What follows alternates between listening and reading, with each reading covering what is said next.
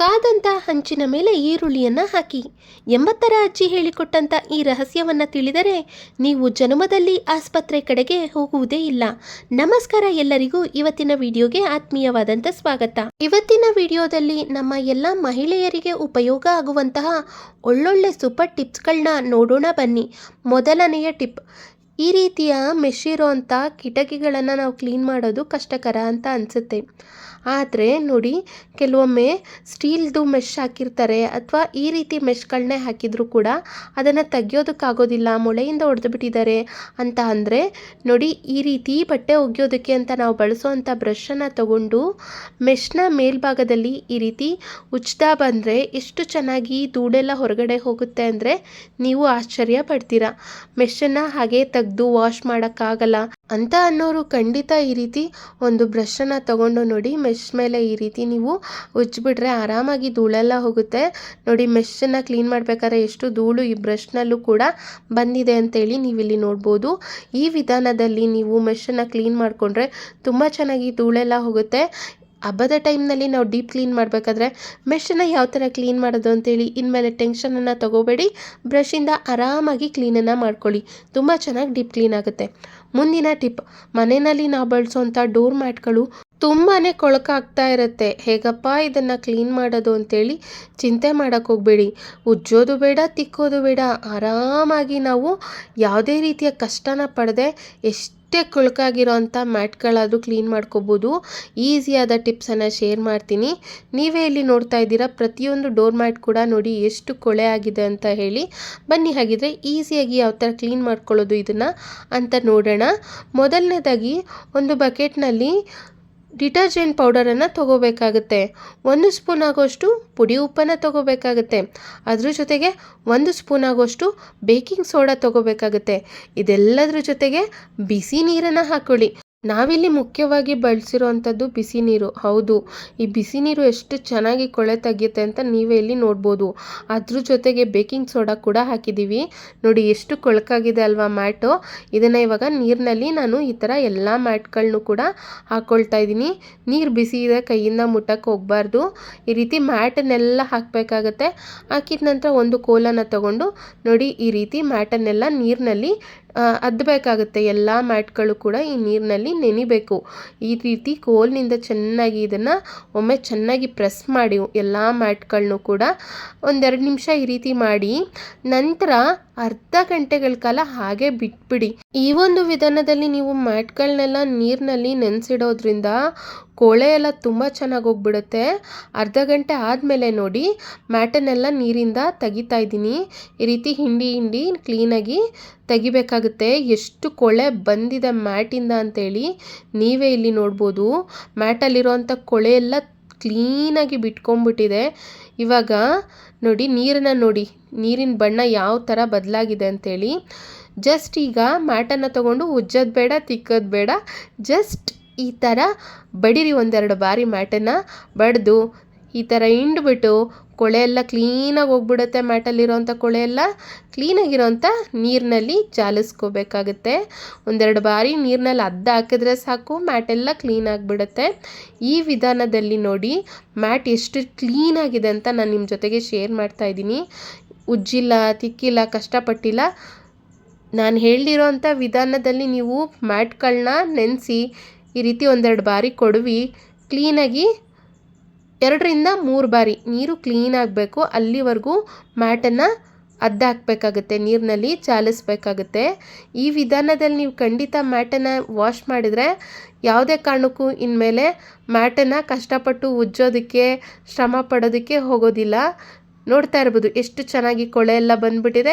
ಈಗ ನೀಟಾಗಿರೋಂಥ ನೀರಿನಲ್ಲಿ ಮ್ಯಾಟನ್ನೆಲ್ಲ ಜಾಲಿಸಿ ಒಣ ಹಾಕಬೇಕಾಗುತ್ತೆ. ಒಣಗಿದ ನಂತರ ಎಷ್ಟು ಚೆನ್ನಾಗಿ ಮ್ಯಾಟ್ಗಳು ಕ್ಲೀನ್ ಆಗುತ್ತೆ ಅಂತೇಳಿ ನಿಮಗೆ ಗೊತ್ತಾಗುತ್ತೆ. ಉಜ್ಜೋದು ಬೇಡ, ಬ್ರಷಿಂದ ಹಾಕಿ ಉಜ್ಜಿ ಮ್ಯಾಟ್ ಕೂಡ ಹಾಳಾಗುತ್ತೆ. ಅದ್ರ ಬದಲಿಗೆ ಈ ರೀತಿ ನೀರನ್ನು ಸಿದ್ಧ ಮಾಡಿಕೊಂಡು ಆ ನೀರಿನಲ್ಲಿ ಅರ್ಧ ಗಂಟೆ ಸಾಕು ಮ್ಯಾಟನ್ನು ನೆನೆಸಿ ಕ್ಲೀನಾಗಿರೋ ನೀರಿನಲ್ಲಿ ಜಾಲಿಸಿ ಒಣ ಹಾಕಿ ಮೊದಲು ಹೇಗಿತ್ತು ಈ ಮ್ಯಾಟ್ ಯಾವ ಥರ ಕ್ಲೀನಾಗಿದೆ ಅಂತ ನೀವೇ ನೋಡ್ತಾ ಇದ್ದೀರಾ ಅಲ್ವಾ. ಈ ಒಂದು ಮ್ಯಾಟ್ಗಳನ್ನ ಕ್ಲೀನ್ ಮಾಡೋ ಅಂಥ ಟಿಪ್ಸ್ ಇಷ್ಟ ಆದರೆ ಲೈಕನ್ನು ನೀಡಿ.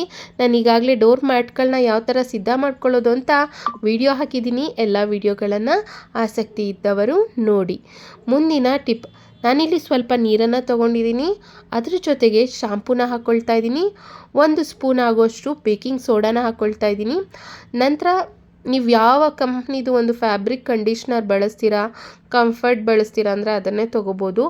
ಒಂದೊಳ್ಳೆ ಘಮ ಬರೋವಂಥ ಲಿಕ್ವಿಡನ್ನು ಹಾಕಿ ಚೆನ್ನಾಗಿ ಇದನ್ನು ಮಿಕ್ಸ್ ಮಾಡಿಕೊಂಡು ಈ ಲಿಕ್ವಿಡ್ನಲ್ಲಿ ಕ್ಲೀನಾಗಿರೋವಂಥ ಬಟ್ಟೆನ ಅದ್ಬಿಟ್ಟು ಈ ರೀತಿ ಇಂಟ್ಕೋಬೇಕಾಗುತ್ತೆ. ಇಂಟ್ಕೊಂಡು ಇದನ್ನು ಮನೆ ಧೂಳನ್ನು ಕೊಡುವುದಕ್ಕೆ ಬಳಸ್ತೀವಲ್ವ, ಈ ರೀತಿ ಒಂದು ಸ್ಟಿಕ್ಕನ್ನು ತಗೊಂಡು ಅದಕ್ಕೆ ಸುತ್ತಲೂ ಕೂಡ ಈ ರೀತಿ ಬಟ್ಟೆ ಕ್ಲೀನಾಗಿ ಕವರ್ ಆಗೋ ಥರ ನೋಡಿ ಹಾಕ್ಕೊಂಡು ದಾರನ ಕಟ್ಕೋಬೇಕಾಗುತ್ತೆ. ಅಂದರೆ ಒಂದೊಳ್ಳೆ ಕ್ಲೀನಿಂಗ್ ಲಿಕ್ವಿಡ್ ಜೊತೆಗೆ ನಾವು ಬಟ್ಟೆನ ಅದ್ದಿ ಸಿದ್ಧ ಮಾಡ್ಕೊಂಡಿದ್ದೀವಿ, ಅದನ್ನು ಸ್ಟಿಕ್ಕಿಗೆ ಹಾಕಿ ಕಟ್ಟಿದ್ದೀವಿ. ಮನೆಯಲ್ಲಿ ಪದೇ ಪದೇ ಜೇಡ ಕಟ್ತಾನೆ ಇರುತ್ತೆ. ನಾವು ಎಷ್ಟು ಕ್ಲೀನ್ ಮಾಡಿದ್ರೂ ಕೂಡ ಮನೆ ಮೂಲೆಯಲ್ಲಿ ಜೇಡ ಕಟ್ಟಿದೆ ಅಂದರೆ ನೀವು ಈ ರೀತಿ ಲಿಕ್ವಿಡನ್ನು ಸಿದ್ಧ ಮಾಡಿಕೊಂಡು ಗೋಡೆ ಎಲ್ಲೆಲ್ಲಿ ಜಾಸ್ತಿ ಜೇಡ ಕಟ್ಟತ್ತೆ ನೋಡಿ ಆ ಜಾಗದಲ್ಲಿ ಕ್ಲೀನ್ ಮಾಡಿ. ಈ ಲಿಕ್ವಿಡಿಂದ ಕ್ಲೀನ್ ಮಾಡೋದ್ರಿಂದ ತುಂಬ ಒಂದೊಳ್ಳೆ ಸ್ಟ್ರಾಂಗ್ ಆದ ಘಮ ಇರುತ್ತೆ.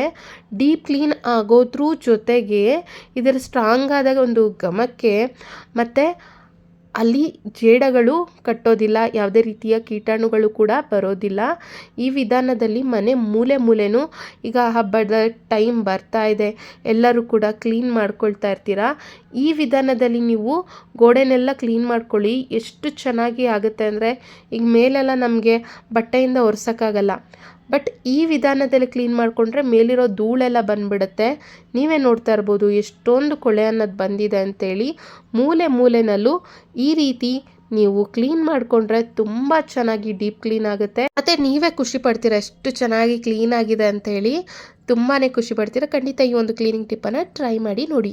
ಮುಂದಿನ ಟಿಪ್, ನಾನಿಲ್ಲಿ ಟಿಶ್ಯೂ ಪೇಪರನ್ನು ತೊಗೊಂಡಿದ್ದೀನಿ, ಅದನ್ನು ಈ ರೀತಿ ಮಧ್ಯಭಾಗಕ್ಕೆ ತೆಗೆದಿಟ್ಕೋಬೇಕು. ಅದರಲ್ಲಿ 5 ಲವಂಗ ಮತ್ತು 1 ಪಲಾವ್ ಎಲೆ ಮಸಾಲ ಎಲೆನ ಇಟ್ಬಿಟ್ಟು ನೋಡಿ ಈ ರೀತಿ ಫೋಲ್ಡ್ ಮಾಡ್ಕೋಬೇಕಾಗತ್ತೆ. ಇದನ್ನು ಬಟ್ಟೆಗಳನ್ನ ಇಡೋವಂಥ ಕಬೋರ್ಡ್ನಲ್ಲಿ ಇಟ್ಬಿಡಿ. ಈ ರೀತಿ ಇಡೋದ್ರಿಂದ ಯಾವುದೇ ರೀತಿಯ ಕೀಟಾಣುಗಳ ಸಮಸ್ಯೆ ಇರಲ್ಲ, ಥಂಡಿಗಾಲ ವೆಂಟಿಲೇಷನ್ ಇರಲ್ಲ ಕಬೋರ್ಡ್ನಲ್ಲಿ ಅಂತ ಅನ್ನೋರು, ಜಿರಳೆಗಳು ಬರಬಾರ್ದು ಅನ್ನೋರು ಈ ಟಿಪ್ಪನ್ನು ಖಂಡಿತ ಟ್ರೈ ಮಾಡಿ ನೋಡಿ. ಮುಂದಿನ ಟಿಪ್, ನಾನಿಲ್ಲಿ ವಿಳೆದೆಲೆನ ತೊಗೊಂಡಿದ್ದೀನಿ. ವಿಳೆದೆಲೆನ ತೊಟ್ಟು ಮತ್ತು ಮುಂದೆ ಚಿಗುರನ್ನು ತೆಗೆದಿದ್ದೀನಿ. ಅದ್ರ ಮೇಲೆ 1 ದೊಡ್ಡ ಪತ್ರೆ ಎಲೆಯನ್ನು ತೊಗೊಂಡಿದ್ದೀನಿ. ಇದನ್ನೆಲ್ಲ ಕ್ಲೀನಾಗಿ ತೊಳ್ಕೊಂಡು ನಂತರ ಬಳಸಬೇಕು. ಇವಾಗ 2 ಕಾಳುಮೆಣಸು, 2 ಲವಂಗ, ಚಿಕ್ಕದಾಗಿರೋಂಥ ಒಂದು ಕಲ್ಲುಪ್ಪು, ಚೂರೇ ಚೂರು ಓಂ ಕಾಳು, ಅದ್ರ ಜೊತೆಗೆ ಚೂರೇ ಚೂರು ಜೇನುತುಪ್ಪ, ಇಷ್ಟನ್ನು ಹಾಕ್ಕೊಂಡು ಇದನ್ನು ನೋಡಿ ತಾಂಬೂಲದ ಥರ ಬೆಳಗ್ಗೆ ಹೊತ್ತು ಖಾಲಿ ಹೊಟ್ಟೆನಲ್ಲಿ ಜಗ್ದು ತಿನ್ನಿ. ಈ ರೀತಿ ತಿನ್ನೋದ್ರಿಂದ ಕಫದ ಸಮಸ್ಯೆ, ಶೀತದ ಸಮಸ್ಯೆ, ಕೆಮ್ಮಿನ ಸಮಸ್ಯೆ ಆದಷ್ಟು ಬೇಗ ಪಟ್ಟಂತೇಳಿ ಹೋಗುತ್ತೆ. ಕಾದಿರೋ ಅಂಥ ಹಂಚಿನ ಮೇಲೆ ಈರುಳ್ಳಿಯನ್ನು ಹಾಕಿ. 80ರ ಅಜ್ಜಿ ಹೇಳಿಕೊಟ್ಟಂಥ ರಹಸ್ಯ. ಈ ರಹಸ್ಯ ತಿಳಿದ್ರೆ ನೀವು ಜನ್ಮದಲ್ಲಿ ಆಸ್ಪತ್ರೆಗೆ ಹೋಗೋದೇ ಇಲ್ಲ ಅಂತ ಹೇಳಿದೆ ಅಲ್ವಾ. ಯಾವ ಥರ ಈರುಳ್ಳಿನ ಹಾಕಬೇಕು ಅಂದರೆ ನೋಡಿ, ಹಂಚನ್ನು ಕಾಯೋದಕ್ಕೆ ಅಂತೇಳಿ ಇಟ್ಟು ಈರುಳ್ಳಿನ ಈ ರೀತಿ ಮುಂಭಾಗದಲ್ಲಿ ಕಟ್ ಮಾಡಿಕೊಂಡು ಹಿಂದೆ ನೋಡಿ ಈ ರೀತಿ ಫೋರ್ಕ್ ಸ್ಪೂನಿಂದ ಚುಚ್ಕೋಬೇಕಾಗುತ್ತೆ. ಈ ಥರ ಚುಚ್ಕೊಂಡ್ಮೇಲೆ ಹಂಚನ್ನ ಕಾಯೋದಕ್ಕೆ ಅಂತೇಳಿ ಇಟ್ಟಿರ್ತೀವಲ್ಲ, ಹಂಚಿನ ಮೇಲೆ ಬಿಸಿ ಮಾಡ್ಕೋಬೇಕಾಗುತ್ತೆ. ನೋಡಿ ಇದು ಬಿಸಿ ಆಗ್ತಾ ಈ ಥರ ಹೊಗೆ ಥರ ಬರೋದಕ್ಕೆ ಶುರು ಆಗುತ್ತೆ. ಸ್ವಲ್ಪ ಬಿಸಿ ಆದಮೇಲೆ ನೋಡಿ ಇದನ್ನು ಏನಕ್ಕೆ ಬಳಸ್ಬೋದು ಅಂತ ಅಂದರೆ, ಕೆಲವರಿಗೆ ತುಂಬಾ ಮಂಡಿ ನೋವು, ಕಾಲು ನೋವು, ಪಾದಗಳ ನೋವು ಇರುತ್ತೆ. ಎಷ್ಟೇ ಹಾಸ್ಪಿಟಲ್ಗೆಲ್ಲ ಹೋದರೂ ಕೂಡ ಕಮ್ಮಿ ಆಗೋದಿಲ್ಲ. ಆ ರೀತಿ ತುಂಬ ಎಲ್ಲಿ ಪೇಯ್ನ್ ಇರುತ್ತೆ, ಕಾಲಿನ ನೋವು, ಹಿಮ್ಮಡಿ ನೋವು, ಮೊಣಕಾಲು ನೋವು ಎಲ್ಲ ಇರೋರು ಈರುಳ್ಳಿನ ಈ ಥರ ತವ ಮೇಲೆ ಬಿಸಿ ಮಾಡಿ ಬಿಸಿ ಕಾಪಡಾನ ಕೊಟ್ಕೋಬೇಕಾಗತ್ತೆ. ಅದ್ರ ಜೊತೆಗೆ ಈ ಥರ ಈರುಳ್ಳಿಯಿಂದ ಮಸಾಜ್ ಮಾಡ್ಕೋಬೇಕಾಗತ್ತೆ. ಮಂಡಿ ಎಲ್ಲ ನೋವಿದ್ರೆ ಈರುಳ್ಳಿನ ತೊಗೊಂಡು ಈ ಥರ ಬಿಸಿ ಮಾಡಿ ಮಸಾಜ್ ಮಾಡ್ಕೊಳ್ಳಿ. 2 ರಿಂದ 3 ಬಾರಿ ಇದೇ ವಿಧಾನದಲ್ಲಿ ನೀವು ಪ್ರತಿದಿನ ಈ ಒಂದು ಟಿಪ್ಪನ್ನು ಟ್ರೈ ಮಾಡಿದ್ರೆ ಎಷ್ಟೇ ಕಾಲು ನೋವು, ಮಂಡಿ ನೋವು, ಜನ್ಮದಲ್ಲಿ ಹೋಗೋದೇ ಇಲ್ಲ ಅನ್ನೋ ನೋವುಗಳೆಲ್ಲ ಮಾಯ ಆಗಿಬಿಡುತ್ತೆ. 80ರ ಅಜ್ಜಿ ಹೇಳಿಕೊಟ್ಟಂಥ ಈ ಗುಟ್ಟು ಅಷ್ಟು ಚೆನ್ನಾಗಿ ಫಲಿತಾಂಶ ಕೊಡುತ್ತೆ. ಖಂಡಿತ ಟ್ರೈ ಮಾಡಿ ನೋಡಿ. ಮುಂದಿನ ಟಿಪ್, ನಾನಿಲ್ಲಿ ಒಂದು ಪ್ಲಾಸ್ಟಿಕ್ ಬೌಲನ್ನು ತಗೊಂಡಿದ್ದೀನಿ, ಅಂದರೆ ಜೊಪ್ಪೆ ಬರುತ್ತಲ್ಲ ಪ್ಲಾಸ್ಟಿಕ್ ಜೊಪ್ಪೆನ ತಗೊಂಡಿದ್ದೀನಿ. ಇವಾಗ ಒಂದು ಕಂಬಿಯನ್ನು ತಗೊಂಡು ಅದನ್ನು ಬಿಸಿ ಮಾಡಿಕೊಂಡು ನೋಡಿ, ನನಗೆ ಯಾವ ಒಂದು ಡಿಸೈನಲ್ಲಿ ಬೇಕು ಆ ಡಿಸೈನ್ನಲ್ಲಿ ನಾನು ಡಾಟನ್ನು ಇಟ್ಕೊಳ್ತಾ ಇದ್ದೀನಿ. ನೀವು ಬೇಕಂದರೆ ಪೆನ್ನಿಂದ ಬರೆದು ನಂತರ ನೀವು ಡಾಟನ್ನು ಇಟ್ಕೋಬೋದು. ನಿಮ್ಗೆ ಯಾವ ಡಿಸೈನ್ ಬೇಕನ್ಸುತ್ತೆ ಆ ಡಿಸೈನ್ನಲ್ಲಿ ನೀವು ಈ ಥರ ಚಿಕ್ಕ ಚಿಕ್ಕ ಚುಕ್ಕೆಗಳನ್ನ ಇಟ್ಕೋಬೇಕಾಗತ್ತೆ. ಈ ಫೈನಲ್ ಆಗಿ ನೋಡಿ, ನಾನು ಈ ಒಂದು ಡಿಸೈನನ್ನು ರೆಡಿ ಮಾಡ್ಕೊಂಡಿದ್ದೀನಿ.